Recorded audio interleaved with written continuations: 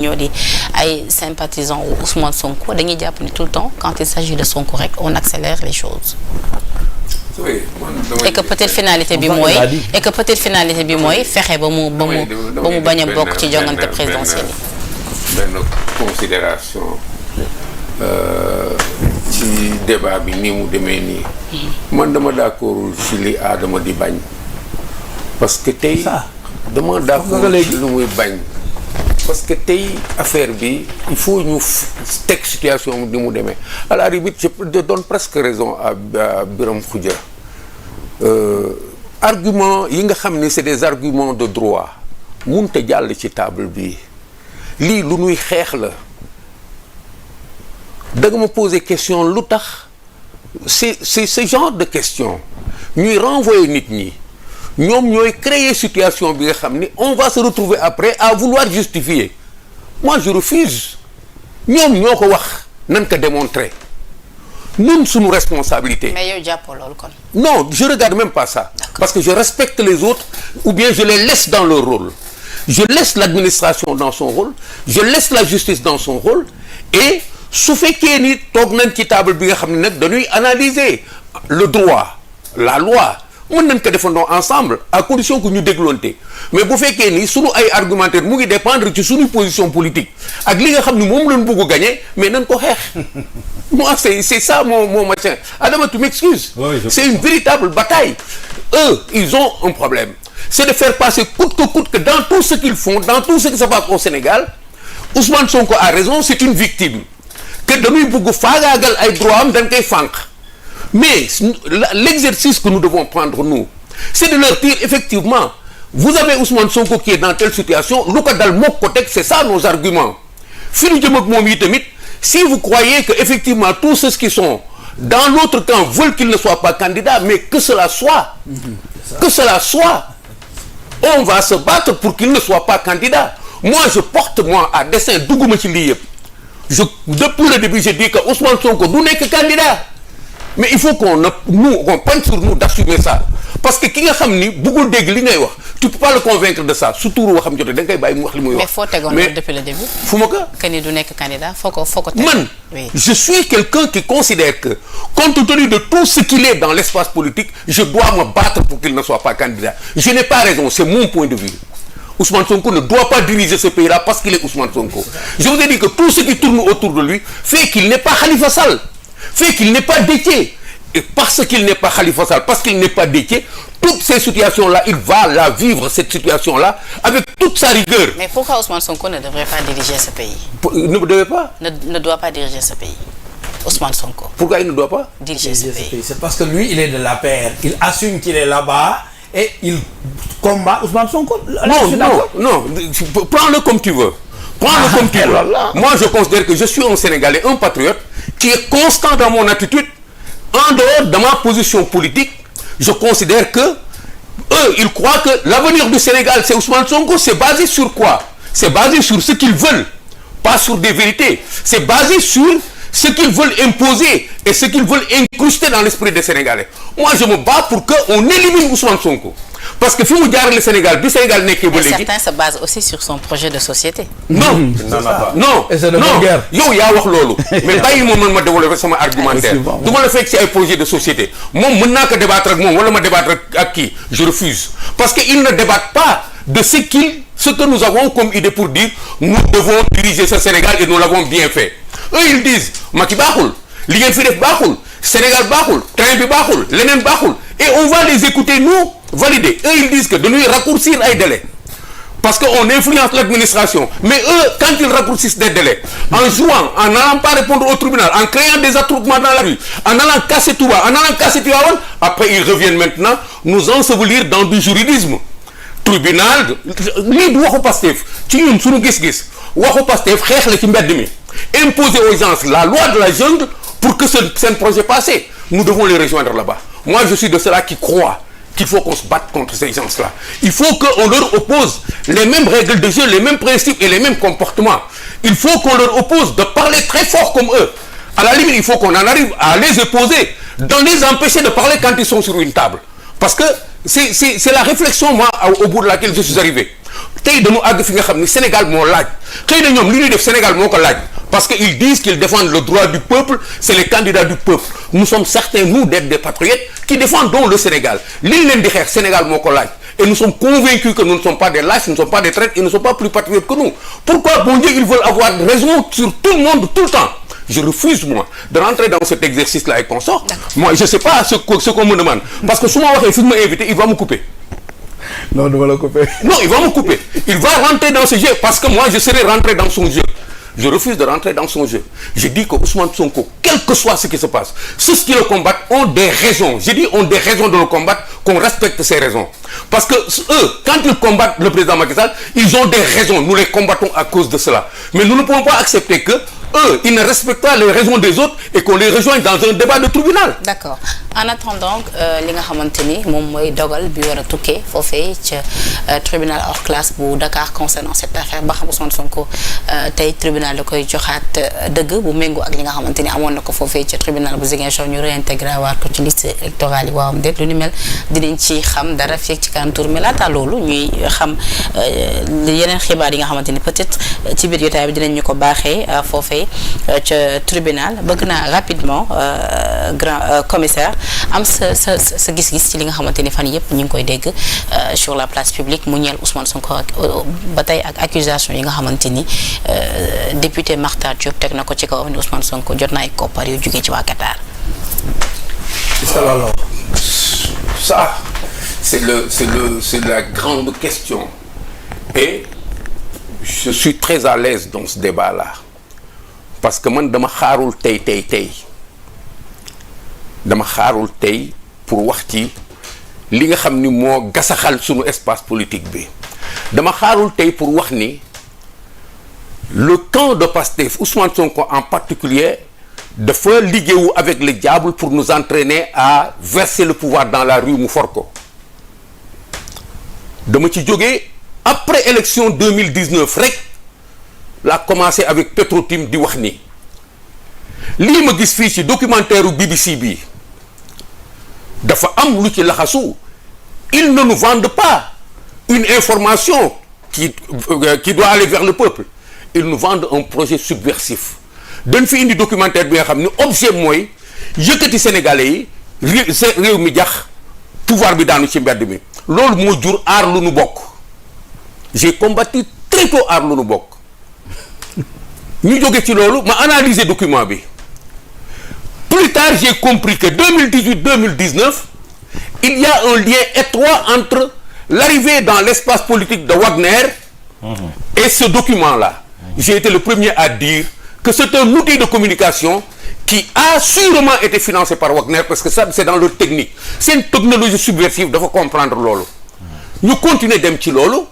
Nous sommes rentrés dans la vanne ci situation trouble yi nga xam ni moom la fi aar lu nu bokk këfin may fàttaliku des gens qui disaient oui peuple bi kenn mënu leen défendre parce que ñoom da nga leen défendre ñu tëdd di nelaw ça veut dire que c'est des gens qui ont investi dans la subversion mais subversion dafa am xaalis dafa am des acteurs yi nga xam ne ils sont à l'extérieur su ñu amee motif nga delluwaat gannaaw nga seet ni ci période élection 2019 yi ñu ngi wax naan Ousmane Sonko a reçu de l'argent de lobby pétrolier pour comment dirais-je encore réussir à capturer le pouvoir au Sénégal mais ci boobu van la ñu nekk ba Adji Sarr ñëw on a entendu toutes les histoires bii bu ñëwee yi tamit nous disons ce n'est pas un hasard que cela soit arrivé parce qu'il y a des pistes qui sont là qui nous permettent de savoir que dans les liens du rek foofu soo xoolee la piste comment dirais-je panafricaniste mais ñi mu àndal yëpp ils sont dans des histoires d'argent Kémi Séba Nathalie Yamb tout ce monde-là ils sont dans des bouillabaisse d'argent.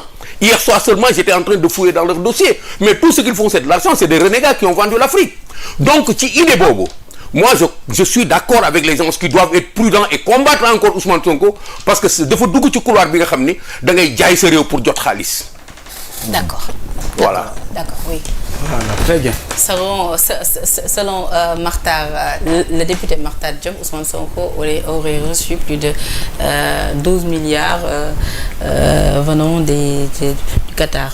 Bala may ñëw foofu je répondrai un peu dégg naa argument yi mu joxe par rapport à position actuellement moi je me réjouis en tant que Birame Khoudia Lo argument yi ma amoon démb moom laa am tey moom du weddi mi ngi toog nii ma toog man ak moom ànd nañu muy combattre Macky argument woo moo doon 3 mois après l'élection de Macky dañu ni dëkk bi dafa Macky et c'est le terme te boobu population bi fi mu tolloon ak affaire yi fi mu tolloon mais tey la waalo gën a ay waaw lu tax moom mi nga xam ni mi ngi doon défendre ni dëkk bi dafa Macky aujourd'hui mu nekk ci wetu Macky c'est ça mon premier problème. Moi au moins je suis constant ñi may seetaan ñëpp la ma doon wax dërki démb ba léegi di ko wax démb moom laay wax tey. mais laaj ko mi ngi nii nga jàkkaar. mi ngi nii. maa ngi nii. loolu c'est clair et net dafa ni ma. du ma ko couper. dafa ni ma du xeer. du ma ko couper. je le laisse. tout le monde change. loolu la ma wax. bi ma ko waxee ànd nañu man ak moom kese mun ma tout le monde change moom du xeer. ma ne ko man nag ci jukko xeer la la ma meloon démb la ma doon combattre tant que Macky Sall changé wul dëkk bi changé ba ma gis ne yëpp kii la du ma dem ci wetam. léegi comme da nga bëgg mu tontu la ci may ko. bon foofu may ko tontu la nga doog a yeggali. oui man xam nga damay moo tax tout à l'heure ma ni du ma dugg ci yooyu façon débat kii xam na ma bu baax a baax lu ma def rek mun naa ko défendre ci àddina parce que dama ànd ak moom def politique ànd ak Ousmane Sonko def politique li mu ci ñeme sax moom nii taxaw di ma wax yow lii amul kenn ci Pastef ku ko ñeme et je te félicite c'est ça le problème xëy na da nga ko séq que nga mën ñeme loolu mais man ku ma xam ci table muy Ousmane Sonko ak keneen amu ci kenn ku ma mën a critiquer ci sama démarche je suis cohérent constant permanent et il le sait lui-même incorruptible dans mes convictions lu ma gëm laay def incorruptible dans mes convictions lu ma gëm laay def te moom xam na ka mais nee na qu'est-ce qui a changé entre temps parce que je vais le rejoindre sur ce débat là laaj ko ndax moom indiwul sama kër délégation APR moom mii dirigé ko moom lu ma leen tontu bi ñu ñëwee moom mii sama kër man ndax indiwul délégation kii frère l'actuel candidat Amadou Bala kii correspondant partenaire Amadou Bala kii lii la alors Fall yaa ngi commencé bëgg. kii lii la ñu wax ma ba pare. man sama lu ma amul gëm-gëm. du ma ci dugg. à ce moment j'étais constant yow ànduma ak yow ñu dem seeti ay kilifa pour ñu defloo ma lu ma gëmul man bi ma gëmee ni Macky Sall moo gën ci Sénégal dama dem àndi ak moom. je rentre pas dans les mais à une certaine période nga ko gëm. non moo tax ma qu'est-ce qui a changé qu'est-ce qui a changé il m'invite dans ce débat là man bëgg ñuy débat. d'accord bi ma jógee ni damay dem ci seeti Macky Sall. di ànd ak Macky Sall. tooguma dama toog analyse sama parcours politique. li ma ànd ak moom li ma ànd ak keneen li ma ànd ak ñeneen daje ak ñeneen ku nekk toog na ak moom ci table Sénégal amul leader bii ku yónneewul sama kër ku ñëwul sama kër ku ma àndalul moom seeti ka ànduñu ci leader yow nga taxaw mu ni ma soo nangoo ànd ak man loo soxla ma dagg ko. am na kay. am na fi yooyu kon soxla rek jàpp ko très bien donc soo utilisé dama la koy baal xam nga lu tax dama la koy baal parce que yow yaa ngi sama trace yoon xamante nanu mais dama lay yëgal ni la. bi may dem ci Macky Sall bi may dem ci Macky Sall dama toog xool Sénégal nekk ci biir leader yi opposition di wax ak ñoom mais sama question mooy Sénégal may xool analyser situation bi parce que alkaati la bu jóg dugg ci géopolitique bi du ma précipité du ma def erreur bu ma ci duggee du ma ànd ak pouvoir bi damay dem taxaw ci sama position ku ma woo ma ànd ak yow ma xam lu may ànd ak yow mais lu ma xamul du ma ci dugg ba ma gis ni ci situation bi je me suis posé certaines questions et la réponse à cette question là c'est que man lu ma def lu dul ànd ak Macky Sall dama koy yàq. d'accord ma dem woote non café de Rome woote café de Rome. conférence de presse c'était Serigne Mbacké Ndiaye non. non si Serigne Mbacké on a fait plusieurs conférences de presse c'est moi qui ai appelé pour faire ça. ñu ñàkk jom ñu quoi. non man maa woote. combien de fois j'ai été à café de Rome def conférence de presse j'ai dit au café de Rome teg sama texte liminaire wax lu tax. J'ai décidé d'accompagner le président Macky Sall. D'accord. Ça c'est moi responsabilité, ça D'accord. m'engage. D'accord. Loolu du ay affaire u ay ganaar yi nga xam day cof fi. Lui il sait très bien. Non, je connais son parcours. Comme il connaît mon parcours. Mais oui, yow yaa ngi ci débat boobu. Mais aussi je connais très bien. Non, c'est très bien. Oui, mais bëgg nañu aussi yow tamit nga oui. Non, c'est très bien. Oui, c'est extrêmement important. Oui. doo ma dugal ci li nga xam ni révélation la du ma ko def ce qui est sûr et certain mooy bi Thiané Ngom ñëwee ànd ak femme boobu. Attention, il faut que ça soit clair. Moi, je suis pas dans ces bottes-là. Thiané Ngom ñëwee non attends damay wax Thiané Ngom ñëwee mi ngi may dégg.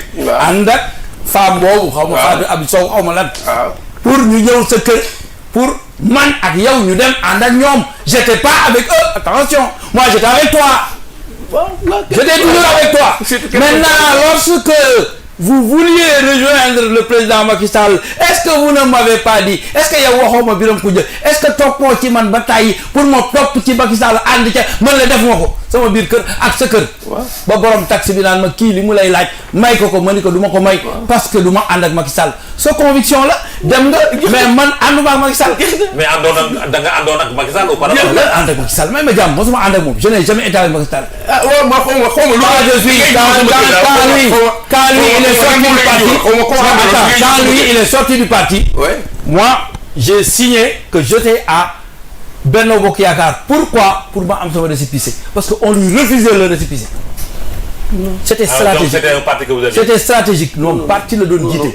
Parti bi mu doon jiite man maa ko hérité. on ne m'a jamais refusé de récépissé. Xam nga mais vous n'avez jamais déposé. Ouais, on ne m'a jamais refusé de mais vous n'avez pas déposé. D'accord. Mais on n'avait pas déposé lors que tu étais président du parti. Mais moi lorsque j'ai pris le parti j'ai déposé mon récépissé mi ngi fa. Tu as dit que tu étais du Benno Bokk Yaakaar. C'est clair. Oui. Attends, j'ai dit que c'est stratégique. D'accord.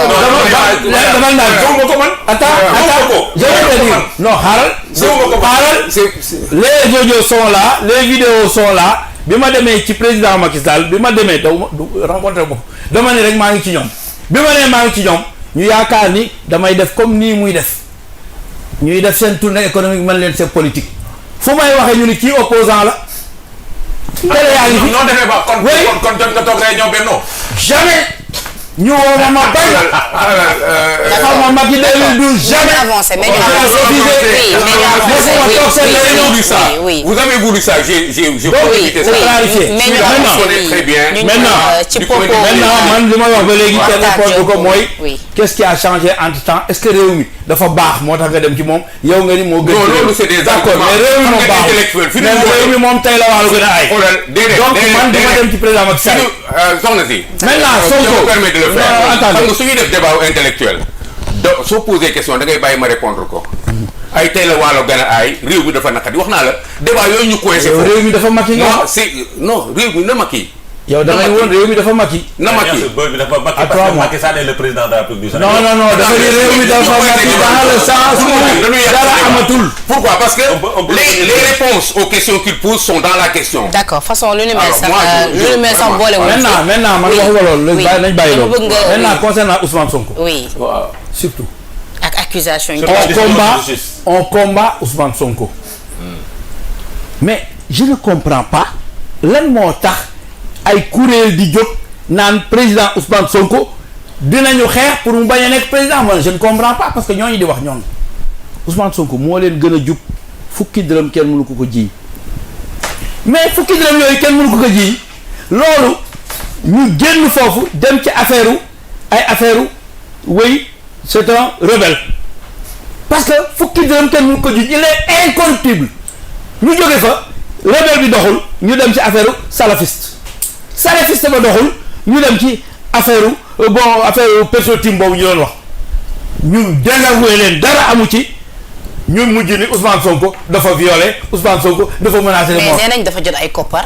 defal naa ko damay ñëw koppar yi sax. non damay jóge fu sore di ñëw bind président pour mu non damay jóge fu sore di ñëw dama maa ngi egsi oui loolu yëpp wax nañ ko donc rebelle salafiste nangam loolu yëpp Petro-Tim dara amu ci viol naxa saxandan menace de mort naxa saxandan ñu lan nga amu ci lan corruption de la jeunesse léegi nag Ousmane Sonko di nga defare doole xamatu ñu nu ñuy def Matar Diop qu'on connaît bien wax naa ko fépp attention Matar y a des gens qui le connaissent am na ñu nga xam ne ndeysaan dañ leen doon jëndal reer gis nga nit da ngay yem am na foo xam ne boo fa yemul dañ lay wax sa démb mooy y a des gens qui m'ont appelé les gens connaissent bien Matar Diop ce gars là waxam bu ci dóor sa doom et puis bu accusé ana preuve ya est-ce que indi na benn preuve bu ndaw. nee na mu ngi ak ay preuve am. mais maa ngi loolu dafa yomb. tey la gën a maintenir ses non loolu dafa yomb maa ngi ak samay preuve mais na ko procureur woo parce que c'est extrêmement dangereux. ba pare Matar Diop n'a pas accusé Ousmane Sonko. Matar Diop a accusé les mourides. Il m'a accusé moi parce que moi je suis mouride. élément de langage. Matar Diop est quelqu'un. élément de langage. bu nga xam ne daf ñu tooñ benn. dafa tooñ sëñ Mountakha. c'est pas Ousmane Sonko le tooñ. parce que dama lay fàttali. ni il y a un problème qui s'est passé avec le mouridisme. bul fàttali AOF. ba ñu demee ba am problème. sëñ bi mooy jëkkati xaalis jox leen pour dévaluation di bañ a am. booba ñoom amuñu xaalis. kon xaalis yàgg na Touba. mais est stratégique aussi parce que gis nañu. non dama lay wax léegi pareeguma ci point boobu ngeen orienté. pareeguma léegi moom mu accusé Mouride Mouride yooyu mu accusé dinañu répondre parce que Matar Diop Touba la dëkk man dinaa jël sama wàll. ba pare dafa accusé leneen. moo la gën a doon Mouride. xam nga kan la accusé. dafa accusé le Qatar. parce que loolu mën na indi sax incident diplomatique je l'ai dit partout et j'avais dit que je vais écrire à l'ambassade. si la Pape Alé Niang dem bind émir de Qatar mais dama lay wax ni man c'était dans la dynamique d'aller voir l'ambassadeur parce que aussi loolu yàq daru bi ñu soxloo ñu dañ ci Karim waxoon nañ dañ ko financer premièrement deuxièmement cette histoire là il faut que ça soit clair une bonne fois pour toutes. Nazir Samb est-ce que les gens le connaissent jàpp nit muy liggéey ak yow ci biir mbir di liggéey ak état am xaalis bu dul jeex ngeen bloqué compte am parce que yaakaar ngeen ni Ousmane Sonko dafay jokkoo kooku jël xaalis boobu bëgg ko lekk ñuy wax nga naan 20 milliards nañu xool 20 milliards yi fu mu dugg ak ku ko bloqué ak ku ko bëgg lekk il faut que les choses soient claires. D'accord. ñun xam nañu lu bari ci loolu. donc Ousmane Sonko n'a reçu aucun financement. D'accord. parce que Ousmane Sonko bu doon jot financement dina bàyyi Biram ku jëloo jot financement man daf may wax ni ma Biram ma ne ah muy ma ubbil sa bunt ku lu wax ak yow waxal ak moom mais bul jël benn engagement. D'accord. donc Ousmane Sonko est clair comme l'eau de roche. D'accord. ñi nga xam ne am nañu ay milliards. nekk milliardaire yàgg naa ànd ak yow nga leen di critiquer nga ni ñoom ay fonctionnaire lañu nekk milliardaire ay sàcc lañu xanaa léegi ñoom dootuñu sàcc. D'accord. man ak yow ànd nañu naan diw ak diw ak diw milliardaire lañu sàcc lañu kon tey boo ñëwee ñooñu waxatoo dara mais ñooñu ba tey maa ngi lay yëgal ni milliardaire lañu ba léegi. D'accord. tey la seen milliard gën a bare. yow xam nga sama discours. D'accord. tu connais mon discours. mais Adama Fall. je voulais préciser. Oui. tu connais mon discours. c'est des milliards. xam nga man.